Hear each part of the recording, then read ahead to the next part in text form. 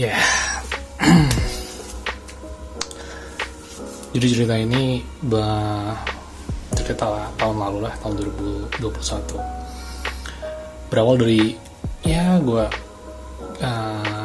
iseng-iseng cari rokok-rokok murah gitu, karena waktu itu kan ada isu kenaikan rokok sampai ke angka 50.000. Jadi gue udah cari rokok-rokok murah. Ketemulah rokok-rokok dengan tanpa cukai gitu, yang tadinya sih cuma gue konsumsi sendiri ya. Waktu itu rokok pertama gue itu adalah merek Vel Super namanya ya. Rasanya sih ya gimana ya, kayak sampah sih kalau kata gue.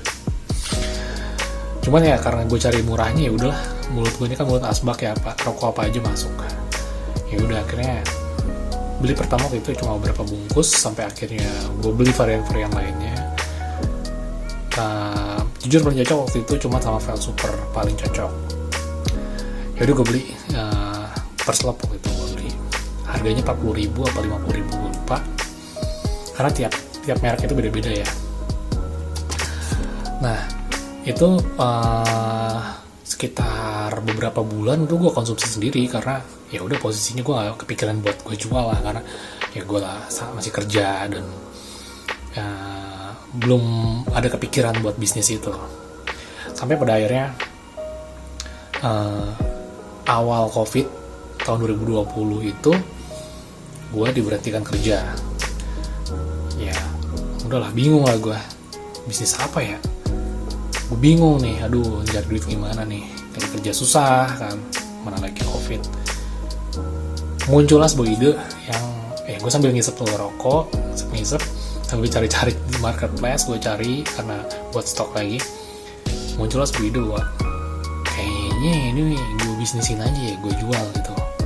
Makanya di situ ada kata-kata, istilahnya adalah rokok lockdown. Yaitu dari situ karena terdistribusi banyak gitu, dan gue salah satu reseller di kota Bogor ini yang cukup banyak pelanggannya. Emang ada beberapa reseller, cuman mungkin gue yang salah satu paling banyak, karena gue iklan tiap hari, jual tiap hari, dan dalam sebulan itu gue bisa ngasilin lumayan lah gitu. Beberapa slot gue bisa jual. Keuntungannya juga gila sih, gue keuntungannya bayangin, dari per satu slot itu keuntungannya bisa hampir 100%, karena harga satu slotnya adalah 40 sampai 50.000 dan gue bisa jual 90 sampai 100.000.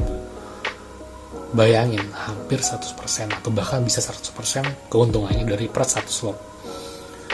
Ya gimana nggak ngehidupin dan gimana nggak menjanjikan bisnis itu. Akhirnya ya udah gue jalanin terus, gue tetap jualan lancar, gue juga konsumsi, gue ngisep juga tuh rokok.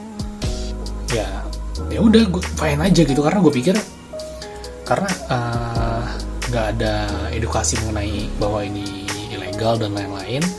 Gue juga nggak tahu bahwa rokok dan cukai itu tidak diperbolehkan. Karena logikanya gini, anggaplah lu jual narkoba di dalam mall gitu, bayangin itu rokok ilegal tapi ada di marketplace, artinya banyak yang konsumsi, banyak yang beli gitu. Kalau memang itu ilegal, kenapa nggak diberantas dari dulu? Gue berpikir begitu, jujur aja. Ya udah, pada akhirnya gue juga santai aja jual sana sini. Gue iklan tiap hari pakai Facebook gue ngirim sana sini, langganan banyak, sampai ke warung-warung. Bayangin, sampai ke warung-warung sampai dari warung kecil sampai warung gede pun banyak yang jadi langganan gue. Sampai akhirnya gue nganggur lama, gue hidup dari rokok itu. Akhirnya gue dapat kerjaan juga. Nah, gue dapat kerjaan tapi gue masih tetap ngejalanin sambil jual rokok, karena kebetulan kerjaan gue mobile. Apa salahnya dong gue kerja sambil bisnis gitu, ya biar dapat cuan gitu. Ya udah, semuanya lancar beberapa bulan ini gitu. Sampai pada akhirnya dapat sebuah pesan atau WhatsApp, ada yang pesan, yaitu ya kayak biasa lah, gue bisa negosiasi harga dan lain-lain. Dia pesan berapa, ya nggak ada kecurigaan apa-apa. Sampai pada akhirnya gue masih ingat waktu itu hari Jumat kita COD. Gue dari lokasi duluan, dia pesan 8 slot, udah, akhirnya kita ketemu, datanglah 2 orang, dan tanpa basa-basi dia langsung interogasi gue di tempat, tanyain gue dapat barang ini dari mana, gue punya barang ini berapa banyak dan lain-lain. Akhirnya gue digiring ke kantor polisi. Dari situlah gue diedukasi bahwa barang ini ilegal dan ya gue kena pasal. Dan dendanya itu adalah dihitung dari berapa bungkus yang gue bawa per bungkus ya. Dan sialnya waktu itu gue juga cuma bawa 8 stok pesanan dia doang, tapi juga ada di jok motor gue, masih banyak lagi. Disitulah akhirnya memang memberatkan gue.